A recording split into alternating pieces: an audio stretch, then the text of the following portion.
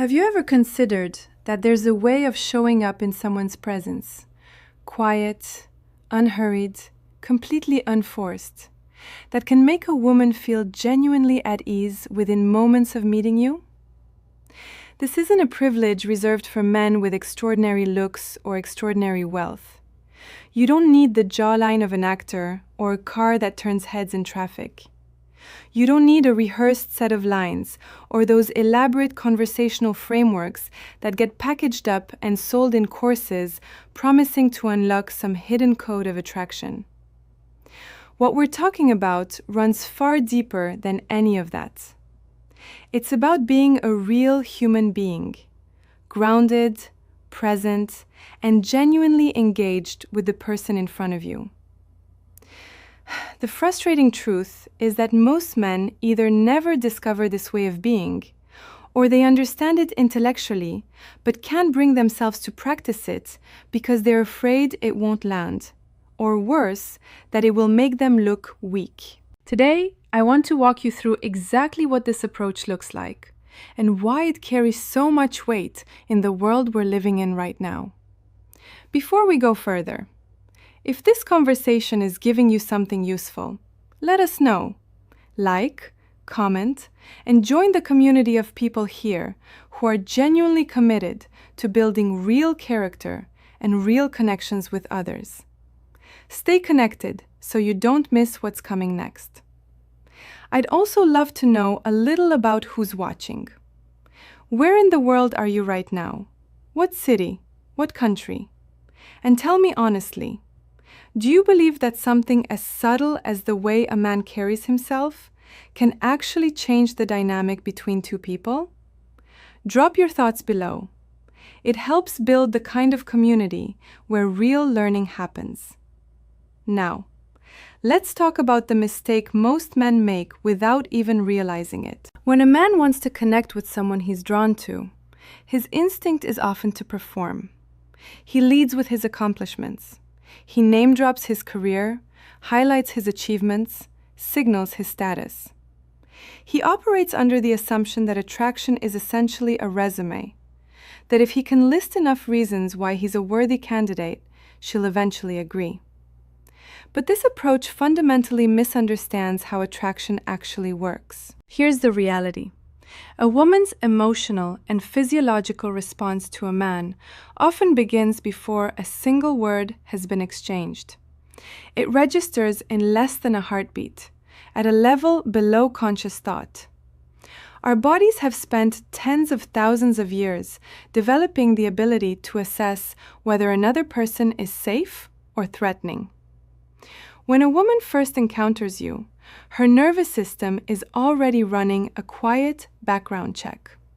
Not based on your credentials, but based on your energy. Is he calm?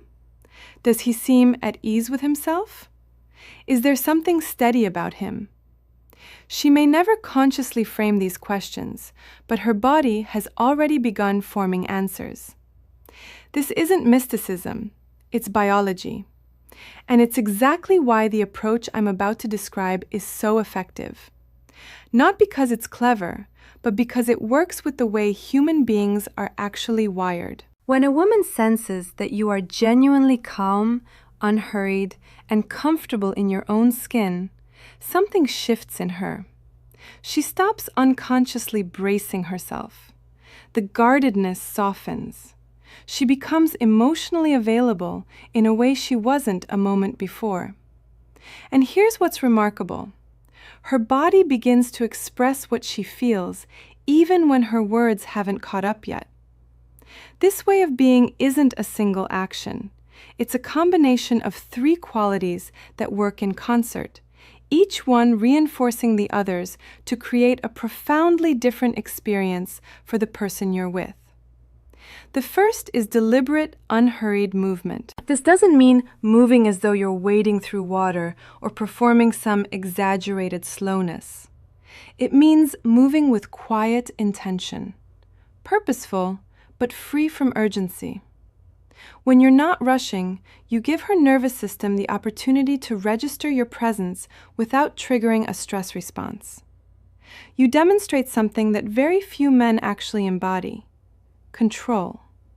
Not control over others, but over yourself. A man who doesn't rush in moments of connection is a man who isn't driven by anxiety or need. He isn't scrambling to get something from her. He moves as though he's already at home in the world, and that is deeply reassuring to be around. When you rush, you leak nervousness. You broadcast that you need something, and that something is her approval. But when you slow down and move with ease, the message you send is entirely different. I'm comfortable here, and you can be too. The second is a gaze that carries both confidence and warmth. This is a balance most men never develop, and it makes an enormous difference. It isn't the fixed stare of someone who's trying to assert dominance or prove a point. It also isn't the avoidant, glancing eye contact of someone who's afraid to be truly seen. It's something quieter and more generous than either extreme. A look that says, I'm here, I'm present, and I find this moment genuinely worth being in. The internal state behind your gaze matters more than you think. If you're looking at her because you're hoping she'll validate you, because you want some sign that you're doing well, that you're enough, she will feel that hunger underneath the surface. It creates an invisible pressure that makes her want to pull back. But if your gaze comes from a place of real presence and authentic interest in her as a person, the experience is completely different. She doesn't feel evaluated, she feels seen. And being truly seen by another person is something most people rarely experience. When it happens, it creates a bond that no technique or tactic can manufacture. The third is a stillness that communicates safety. This is where many men completely fall apart. The moment a pause arrives in a conversation, anxiety floods in. They scramble to fill it, telling faster, telling another story, cracking a joke, anything to escape the discomfort of silence. But a silence that a man can hold with confidence is not empty. It's full. It carries a message that words couldn't deliver nearly as effectively. I don't need to perform for you. I'm comfortable with who I am, and I'm comfortable being here with you. This quality is genuinely rare in the modern world. We live in an environment of relentless noise and stimulation, where stillness feels almost transgressive. A man who can sit quietly with another person, without fidgeting or filling the air, has something that reads almost like a superpower. It signals self-possession. It signals that he has nothing to prove. And for a woman who spends most of her interactions with men who are either performing or pursuing, encountering this kind of stillness is disarming in the best possible way. When you bring all three of these qualities together, the effect on her goes beyond the psychological. It reaches the physiological. The unhurried way you move speaks directly to her nervous system. It activates what researchers call the parasympathetic response, the branch of the nervous system associated with calm, safety, and openness. When you move without urgency, her body receives a signal that nothing is wrong, that there's no threat, that she can relax. The inverse is also true. Rapid, tense, erratic movement sends her nervous system into a low-level alert state that she may not even consciously register, but that closes her off. The warmth in your gaze triggers the release of oxytocin, a neurochemical associated with trust, bonding, and emotional connection. It's not a metaphor to say that the way you look at someone can chemically influence how they feel about you. It's literally what happens. And the comfortable silence you hold creates the internal space for her to actually feel what's arising in her, without interruption, without judgment, without someone trying to manage or redirect her experience. In that space, her mind begins to form a conclusion about you. This is someone mature, someone trustworthy, someone I could let my guard down around. You'll know it's working not because she says so, but because her body begins to tell you. A genuine smile, not a polite one, but a quiet, spontaneous one that surfaces without a clear reason. Longer eye contact than she typically sustains. A hand moving to her hair, her neck, or her lips, which is something the body does involuntarily when pleasant nervous energy begins to build. A subtle lean toward you, closing distance without conscious decision. Her voice softening. Her feet and torso orienting toward you rather than away. These aren't things she's choosing to do. They're things her body does on its own when it trusts where it is. And here's the most important thing I'll say today. None of this works as a manipulation. If you're approaching this as a technique, a sequence of moves designed to extract a particular response, she will sense it.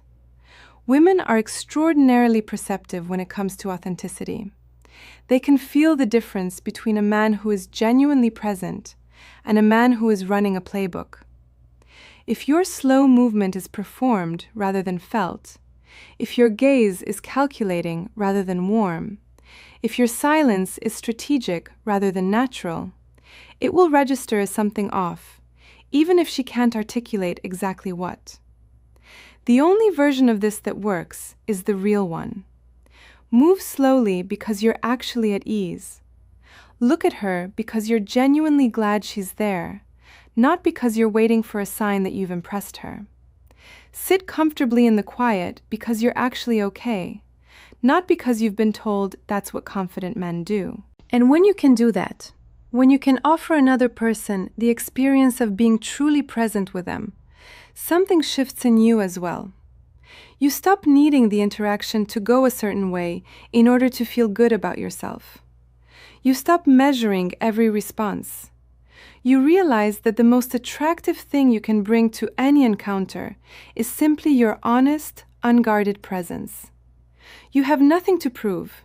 You don't need to be flawless. You don't need to have every answer. You just need to actually be there. So the next time you're with someone who matters to you, let go of the idea that your job is to impress her. Your job is simply to be a place where she can breathe. A steadiness she doesn't encounter very often. Not a performance, a presence. Think about which of these three qualities feels most difficult for you right now. Is it the unhurried movement? The kind, grounded gaze? Or the ability to sit comfortably in silence without feeling the need to fill it? I'd genuinely like to know, and I'd like to help you develop it. Thank you for being the kind of man who takes this seriously. The world needs more men who are working to be better, not by learning more tricks, but by becoming more real. Take care of yourself and of the people around you.